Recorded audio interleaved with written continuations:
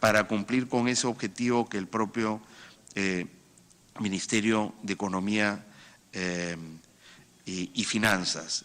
Y si tuviera alguna sugerencia que hacer para cómo evitar la venta simulada o las subvaluaciones.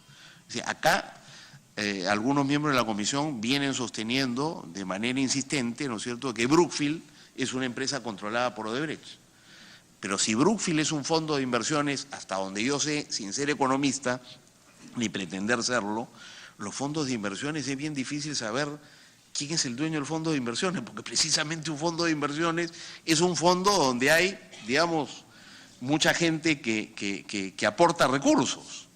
Esa es la naturaleza del fondo. Si no, estamos ante una empresa, ¿no es cierto?, con un nombre y apellido y con un titular o un conjunto de socios. Pero el fondo de inversiones, me parece bien difícil que pueda ser un fondo de inversiones controlado por Odebrecht, pero me gustaría preguntarle si es posible que, o si usted sabe que Brookfield es un fondo de inversiones controlado por Odebrecht y qué ideas tiene sobre cómo se podría enriquecer el 003 para evitar la subvaluación y las ventas simuladas.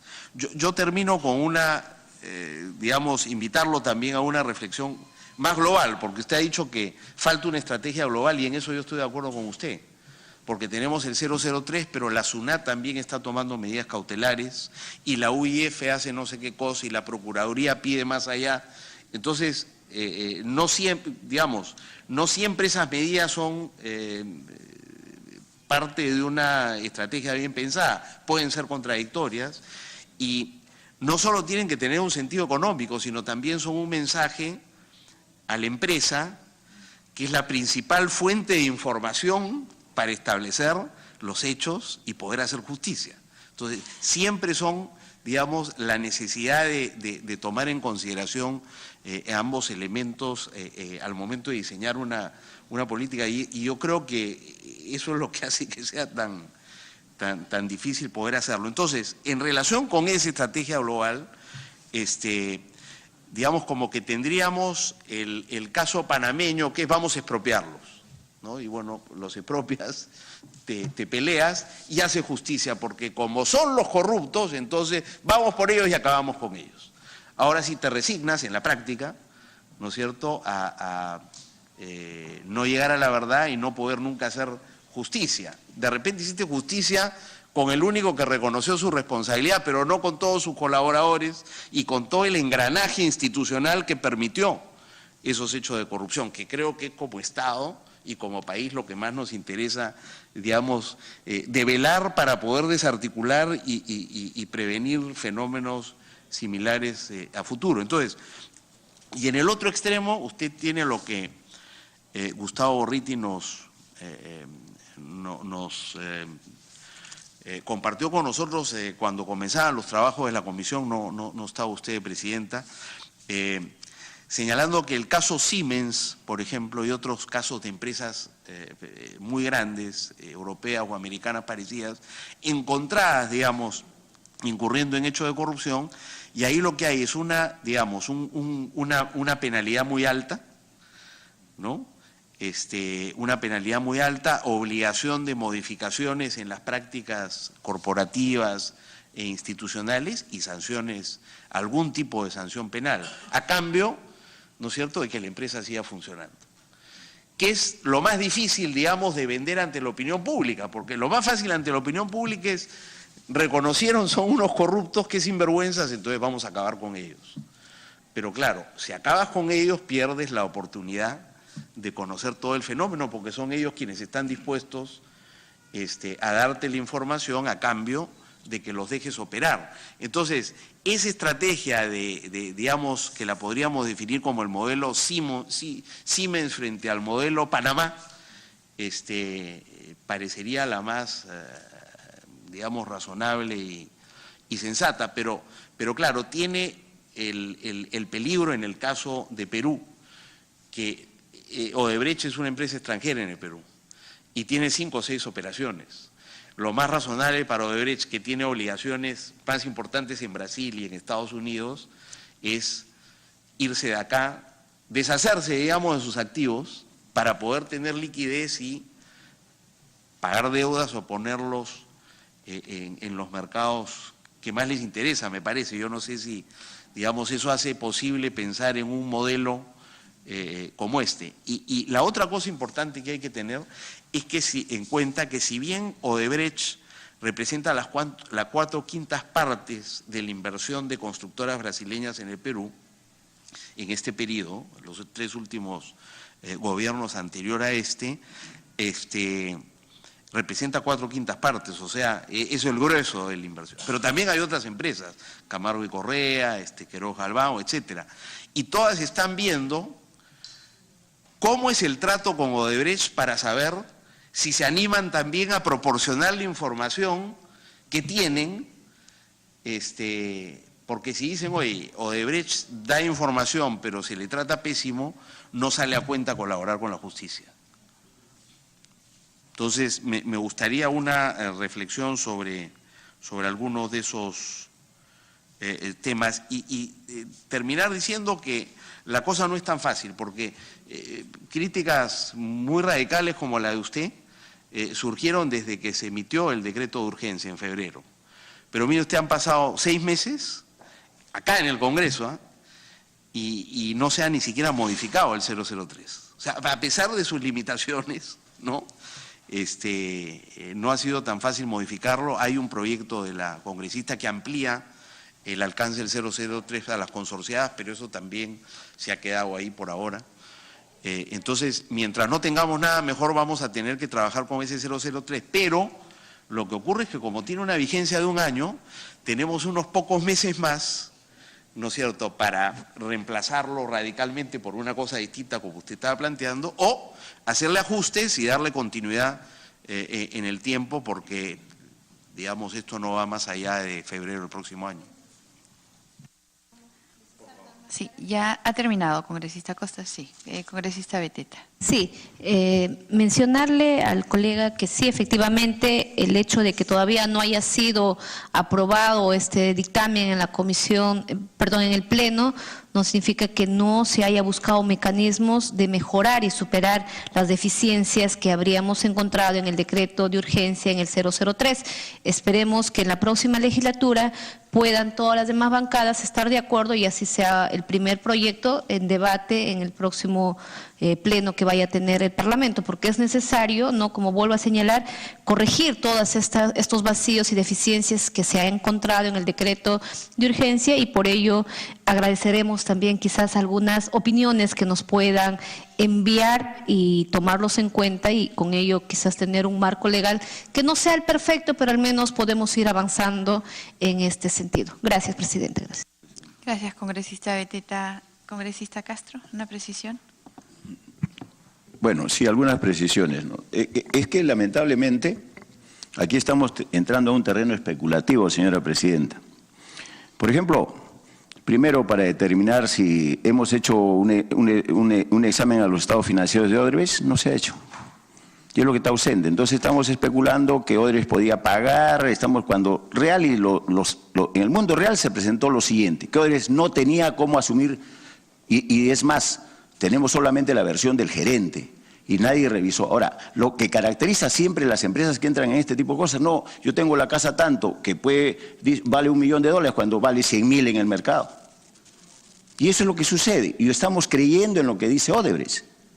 Nosotros nadie ha revisado, inclusive cuando hemos solicitado los informes, los estados financieros a la SUNAT, tampoco se nos ha entregado. O sea, hemos contado con una... Por eso es que nosotros estamos observando claramente que hay una situación de tratar de ocultar y para que esta comisión no camine. Ese es el tema de fondo. Y es lo que no estamos haciendo, y eso lo decimos categóricamente. Ahora, ¿estará vinculado al gobierno, estará detrás de todo esto? Es muy probable. Y es claro y evidente que se retrasan una serie de cosas que nosotros hemos debido tener a la mano. Y es más, hay que ser consciente que también los propios estados financieros son maquillados en determinadas circunstancias. Y eso no es de ahora, eso ha sido desde siempre, han venido trabajando con estados adulterados. Pero bueno, en fin, pero lo que queda claro aquí es que nosotros estamos entrando a una situación entre un campo realmente especulativo. Y eso es lo que tampoco podemos estar entrando. Pero definitivamente también en el caso que tiene que quedar en claro esto, de que nosotros estamos tratando de vincular dejemos operar, porque esta situación está vinculada a la delación que podrían tener de los otros, de parte de los actores o de aquellas personas pues, que han infringido la ley, o de los corruptos en todo caso. Pero aquí hay otro tema adicional, de que esto justamente está contando con muchos cómplices, de una u otra manera, en los diversos sectores, instituciones que no han querido trabajar en su debida oportunidad. No se quiso proceder a, por ejemplo, a congelar las cuentas bancarias. Lo que tenía Odebrecht, porque nosotros estimamos que esto no es reciente. Esto tiene que tener, para que una empresa entre en trompo, tiene muchos antecedentes, viene de más atrás, viene de 1, 2 o 3 años atrás, y es probable que nosotros no los conozcamos, como que recién lo hemos conocido en el mes de enero. Y eso ha debido procederse. ¿Por qué no se trabajó? Y es más, y la propia SUNAT, cuando nosotros solicitamos la información del año 2005, 2006, 2007, no tenían ningún tipo de registros. O mejor dicho, más claro, no habían sido, en ninguno de esos casos, normalmente siempre hacen, digamos, ellos hacen un control de cada una, fiscalizan cada una de estas grandes empresas. No lo hicieron. Y no tienen esos datos. Justamente en los que han sido los más complicados para Odebrecht, o donde supuestamente, entre comillas, ha tenido una mayor proporción en ese sentido.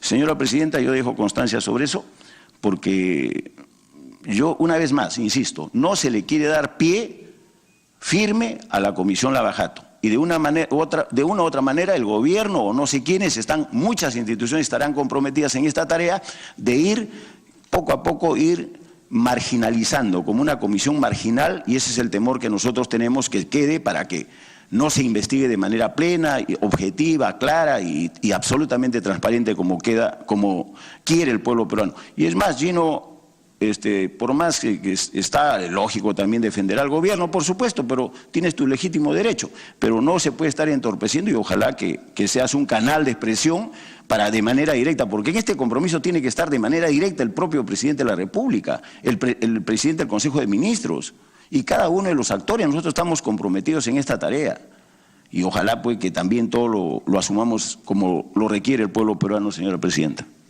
Gracias, congresista Castro. Tomamos debida nota. Congresista Gino Costa. Presidenta, solo para responder a mi colega congresista Castro. No hay ninguna evidencia de que el gobierno acá no colabora con la comisión. No sé a qué se refiere. Me parece que es una afirmación muy gruesa, que si no tiene evidencia no la debería hacer. Se ha referido a la SUNAT. El jefe de la SUNAT ha estado acá a pedido de él, y él ha dicho que la SUNAT puede dar toda la información, pero que hay cierta información que requiere ser solicitada por la comisión, no por los parlamentarios. ¿Qué es lo que ha ocurrido con el congresista? Él a título personal ha pedido. El jefe de la SUNAT ha dicho: yo encantado de darles esa información, pero la tiene que solicitar la presidenta de la comisión. Entonces, si hay estados financieros que el congresista, a los cuales el congresista quiere acceder, hay que pedirlos a través suyo. No hay, lo ha dicho el jefe de la SUNAT acá, ningún impedimento ni ningún deseo de digamos,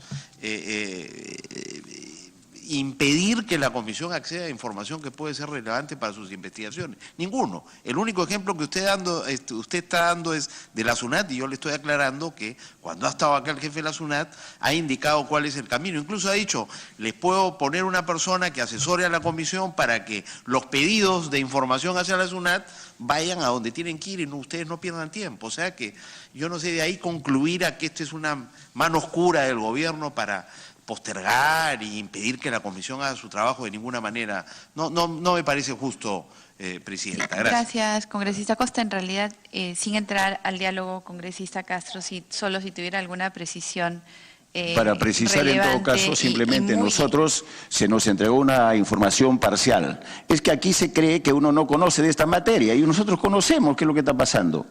Y cuando vieron que nosotros hicimos varias observaciones, simplemente ahí fue donde se nos dijo: ya no se quería brindar el resto de información. Por eso es que categóricamente estoy indicando de que en los años 2005, 2006, 2007 no tenían mayor información, no habían fiscalizado. La pregunta que yo le hago con después de eso se nos ha indicado que a través de la presidencia, ya comenzaron a dilatarse hasta este momento. Pero nosotros hemos requerido en su debida oportunidad, y además nosotros somos congresistas de la República. Yo no sé por qué se nos puede estar negando la información. Porque ellos presumían, y se nos mandaron una serie de información, presumían que nosotros no podíamos analizar estados financieros. Nosotros tenemos un equipo de gente de primer nivel, por si acaso. O sea, que no crean, de repente le podemos estar prestando al propio Ejecutivo. Gracias, congresista Castro. Señor Mendoza. A ver, bueno, voy a contestar a las observaciones del congresista Costa. Muchas gracias por sus preguntas. Mire, yo pienso que, a ver, en atención a que es el único decreto que se tiene a la fecha, ¿no? Ciertamente yo pienso hay una serie de elementos que deberían incorporarse. Comenzaría por los más sencillos. El primero es aclarar el papel preciso que tendría que tener la Procuraduría y la coordinación que tendría que tener la estimación de la reparación civil con el Ministerio Público y ya sea con el MEF o como usted sugiere con la Contraloría. Ese es un elemento, me parece, bien importante. Tomando en cuenta que, como se ha dicho acá ya, la reparación civil la fija el juez y este es un estimado, ¿no?, para prevenir que haya, que como usted señala, que la empresa al final no nos dé un centavo, ¿no? Segundo, sí. Pequeña Congresista tingencia. Costa. El acuerdo de cooperación entre Odebrecht y la Fiscalía, entiendo, contempla el espacio para que la Procuraduría negocie con Odebrecht, persona jurídica, la reparación civil. Y en la Fiscalía le dicen a uno que la Fiscalía invitó a Odebrecht a que lo hiciera. Y en ese momento, a la Procuraduría, y en ese momento el argumento de la Procuraduría fue: no negociamos con empresas corruptas. Entonces, digamos, yo no creo que sea un problema que exista un espacio para que Odebrecht negocie porque, digamos, siempre ha sido así. La Procuraduría tiene la responsabilidad de negociar la reparación civil y eso está en todas nuestras leyes y no hay ninguna indicación de que el Ministerio Público quiera impedir que eso ocurra. No creo que necesariamente tenga que estar en el decreto 003. Gracias. Bueno, la otra cosa que me parece sería apropiado incorporar es una mejor especificación de cómo se calcularían las retenciones, en particular las retenciones a las que se refiere el artículo 5º del decreto 003, que son retenciones que tienen que hacer las entidades del Estado a las empresas comprendidas en el decreto. Me parece que no es fácil determinar esto del monto neto que se ha obtenido, habida cuenta de lo que ha señalado el congresista Castro. Uno, que ha habido probablemente maquillaje de los estados financieros, como es normal en estas empresas, y en segundo lugar, porque cuál es el estándar de operación de una concesión. La concesión puede tener ganancias diferentes en diferentes etapas, ¿no? Es decir, al inicio puede haber más gastos, lo que podría los mismos y después no tantos. Entonces, no necesariamente 5 años es como siempre son iguales, ¿no?, los periodos. Lo otro que también debería incorporarse es un orden de prelación para determinar cómo se irían asignando los pagos en el fideicomiso. Porque fíjese usted que hay obligaciones tributarias, hay obligaciones laborales, ¿no?, que deberían tener algún ordenamiento, ¿no?, o en el 003 o en una norma complementaria. Yo no sé cuál sea el camino más sencillo. Lo que usted, efectivamente, pero el problema fuerte es el de las ventas simuladas y precios subvaluados. Honestamente yo no sé exactamente cómo prevenir eso, pero creo que es un aspecto esencial y bien complejo porque el valor de una concesión lo determina el mercado, ¿no? Digamos, por eso también yo sugería incorporar al MEF, pero sí hay ciertos parámetros para darse cuenta que cuando una venta, digamos, no guarda relación con el flujo de ingresos que una empresa podría obtener. Esos cálculos, por ejemplo, en el caso de Rutas de Lima, tendrían que ver con número de usuarios, tarifas, periodo de la concesión, y eso traído a valor presente, ¿no? Entonces, hay ciertos parámetros que quizá podrían incorporarse para, pongo el ejemplo de Rutas de Lima, pero en cualquier concesión, para evitar que empresas que han admitido ya su culpabilidad por tener prácticas corruptas pudieran hacerle trampa al Estado, ¿no? Y entonces dejarnos con un fideicomiso irrisorio y desentenderse del problema, porque ya no colaborarían. Yo pienso en el tema de las consorciadas que deberían incorporarse, pero me refería al asunto jurídico, no siendo abogado, que dada la presunción de inocencia, tendría que diseñarse un mecanismo. Fíjese que ya dentro del 003, incluso Odebrecht no lo ha hecho, pero alguna otra empresa podría decir, oye, ¿qué significa exactamente una admisión de culpa? Tiene que ser frente al Ministerio Público, en un acuerdo de colaboración. Si lo digo al Congreso, ¿qué significa autoridad competente en el extranjero y en el Perú?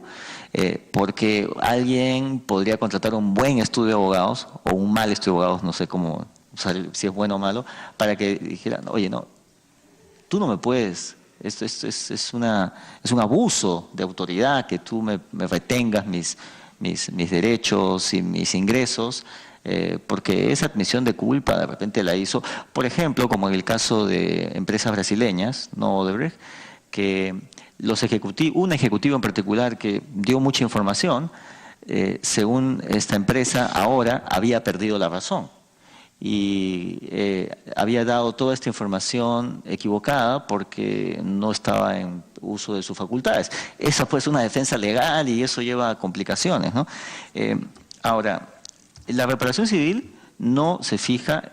A ver, yo cuando me refería a la reparación civil que se estima por proyecto, lo digo porque es la práctica usual, pero no es que lo especifique el 003. O sea, el 003 no dice, lo que el 003 dice es que para cada venta tiene que haber una comunicación al Ministerio de Justicia y después un procedimiento el Ministerio de Justicia le dice a la Procuraduría y la Procuraduría tiene que darle un estimado.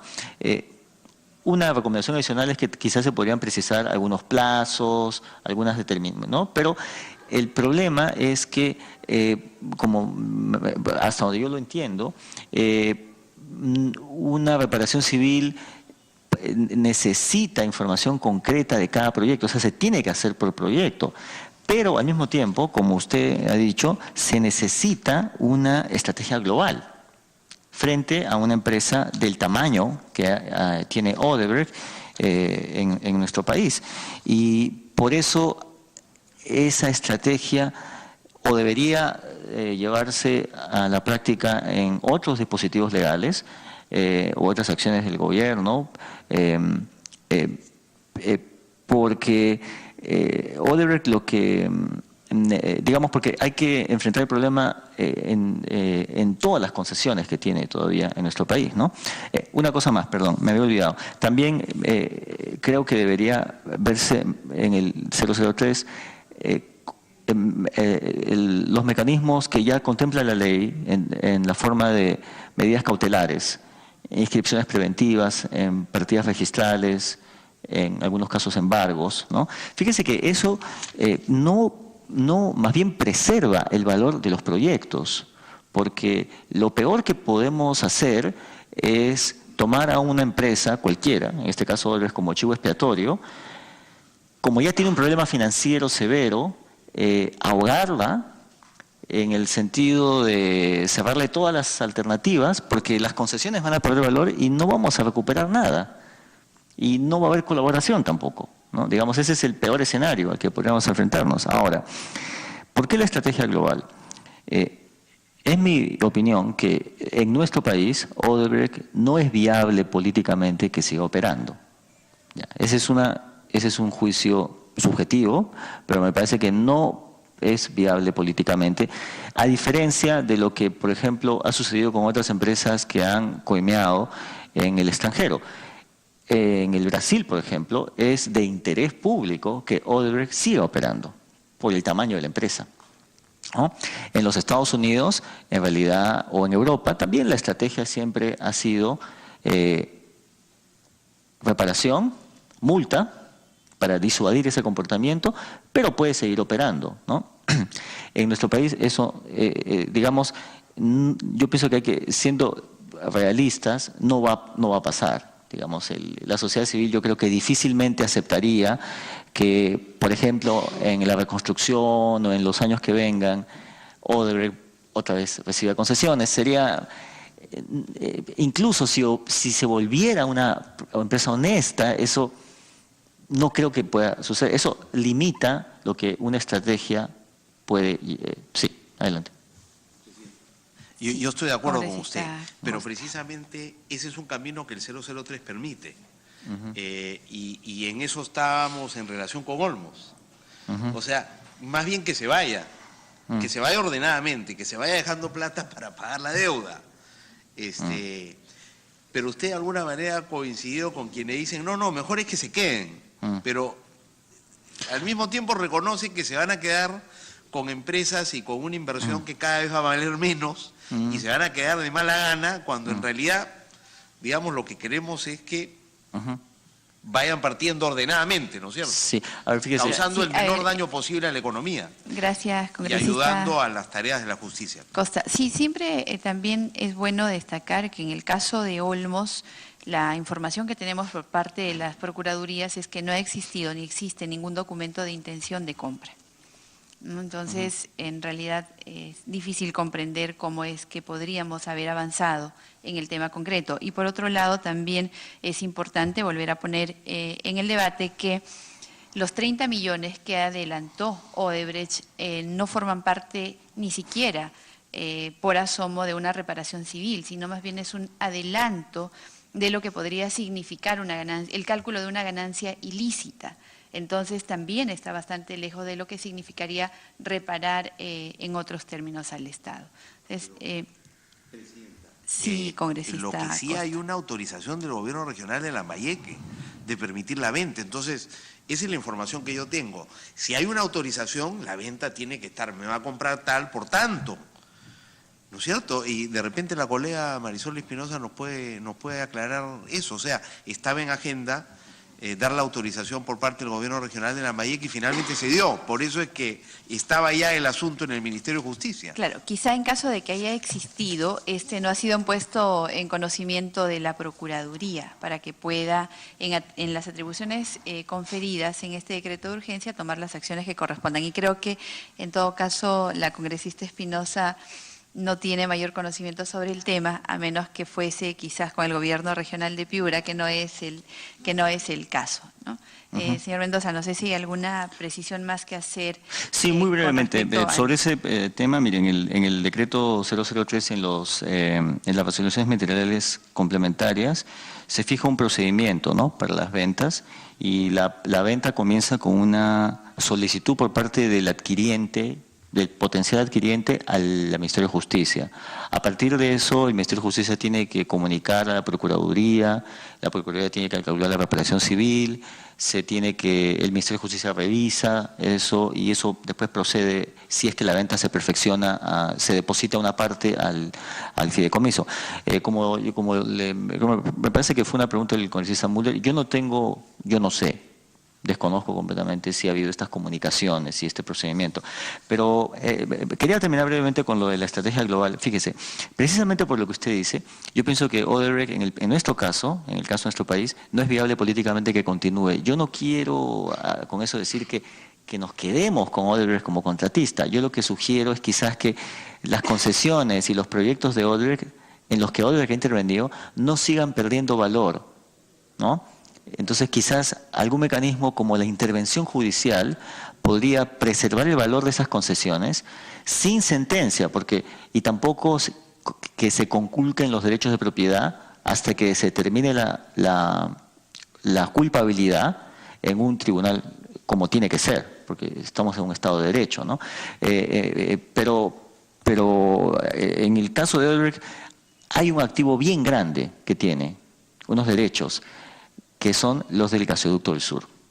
porque la inversión que hizo la empresa, aparentemente el consorcio, fue cercana a los 1.350 millones de dólares y por contrato el Estado peruano está obligado a, en el plazo de un año como máximo, reconocer 72% de eso, que es más o menos 1.000 millones de dólares.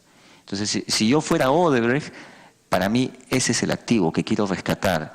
Y quizás mi estrategia sería parcelizar el problema en un montón de ventas complicadas, porque se viene el primer año de la resolución del contrato del gasoducto por incumplimiento de Odebrecht, y en ese momento vamos a tener que pagarle. Y fíjese usted cómo podría tomar eso la ciudadanía, dándose el caso que no hay hasta el momento ninguna investigación, ninguna sentencia, ni mucho menos ningún embargo sobre una concesión tan importante. Entonces, a mí me parece que por eso es necesaria una estrategia global, una negociación en atención a... Es un desafío, porque Odebrecht ha sido una empresa, el principal contratante como el Estado, y por el tamaño de la empresa, fíjese, la cobertura que podía tener esta empresa para haber tenido como a su servicio a muchísimos profesionales en nuestro país en los últimos años, ¿no? Entonces, yo pienso que nos estamos enfrentando a un desafío que requiere la asignación de recursos, liderazgo a la altura de ese desafío. Por eso yo quisiera decir que no quería ser radical en el sentido de que el 003 no sirve. Yo creo que el espíritu de la norma es el correcto, como lo he indicado, evitar la impunidad y limitar el perjuicio económico a la sociedad. Pero me parece que los mecanismos en el 003 hacen difícil su aplicación, y si esos mecanismos se pueden revisar, yo pienso que eso debería hacerse en el plazo más breve y, asimismo, dictarse normas complementarias para evitar esto que me parece ya está pendiendo sobre nosotros, que es la obligación que tiene nuestro Estado de pagarle a Odebrecht por sus inversiones en el gasoducto, ¿no?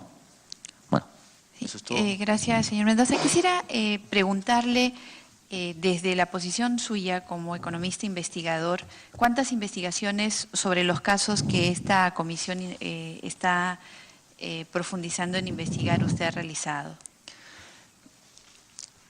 Tengo la fortuna o la mala fortuna, no sé, de estar justo en todos estos, investigando estos casos, en particular el de la Interoceánica Sur. No hay todavía una determinación sobre si hay o no corrupción en las otras concesiones, pero también los peajes, la concesión de Rutas de Lima. La Interoceánica Sur, por si acaso, tiene los tramos 2 y 3 que fueron asignados a Odebrecht en consorcio, pero también el tramo 4 al que el congresista Costa aludió, en el que son empresas brasileñas, y son empresas que en el Brasil hay enormes sospechas de corrupción, en algunos casos ya corrupción comprobada y en otros casos mucha sospecha, ¿no? Y la concesión del gasoducto del sur, que he seguido de cerca, y que me parece, no puedo afirmar, por supuesto, que haya habido corrupción. Lo que puedo afirmar es que era una concesión enormemente lesiva, tal y como se dio en el 2014. ¿Ha evaluado la gestión también de los principales actores? Sí, y me parece que es un asunto que llama la atención digamos, como muchos actores que determinaron estas concesiones en los ministerios, en proinversión, cómo pudieron darse estas concesiones en condiciones tan lesivas para el interés nacional.